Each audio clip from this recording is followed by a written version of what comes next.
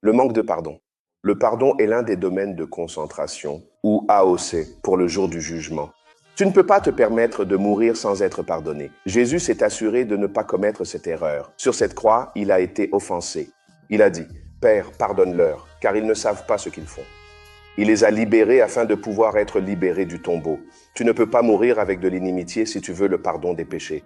Ce que fait le manque de pardon, c'est qu'il te contamine et tu commences alors à produire de l'eau amère. Ton eau devient marat.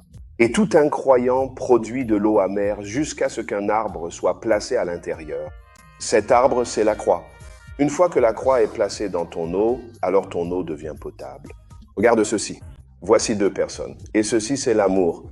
Je ne l'ai pas rempli complètement parce que dans cette vie, des choses vont t'enlever de l'amour. Tu peux avoir ce niveau d'amour, mais si tu es traumatisé ou si tu as de l'amertume, ton eau est amère. Si tu commences à verser cet amour sur quelqu'un d'autre que tu aimes, tu vas l'étouffer et tu vas répandre ton amertume. Tu verses et verses et verses. Ah, laisse-moi en faire plus, je ne sais pas, il pourrait me quitter. Laisse-moi l'appeler, laisse-moi vérifier son téléphone. Je prends les filles, exemple.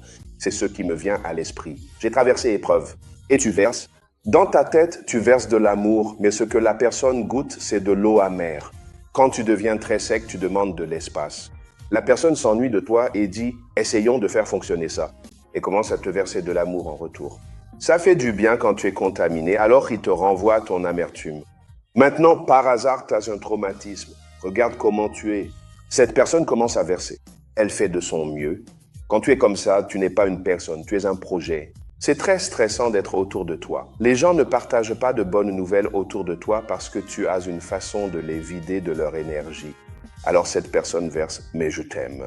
Plus elle dit qu'elle t'aime, moins tu le vois parce que tu fuis. Donc on dirait qu'elle ment, mais elle verse. Elle fait de son mieux. Et puis cette personne est vidée, il ne reste plus rien. C'est à ce moment-là que vous vous séparez. Le plus triste dans la rupture, c'est que tu as versé de l'eau amère. Tu as contaminé leur récipient. La prochaine personne qu'ils fréquentent doit recommencer à verser à nouveau. Eh bien, devine quoi? Ils sont contaminés. Donc ça a toujours un goût amer. Si tu ne gères pas ton traumatisme, tu pourrais être une malédiction. Je te le dis, tu dois quitter cet endroit. Il faut d'abord en avoir conscience. Cette génération a conscience d'elle-même, mais cette conscience d'elle-même la rend mauvaise. Il ne suffit donc pas de savoir que c'est ainsi que vous êtes. Le temps ne guérit pas les traumatismes. Il est temps d'agir délibérément.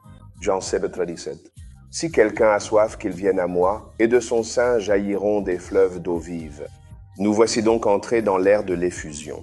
Donc le fleuve ne vient pas sur vous, il sort de vous.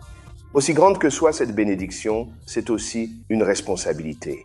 Si le fleuve coule de vous, vous devez vous assurer que votre intérieur n'est pas contaminé. Sinon, vous répandrez marat de l'eau amère.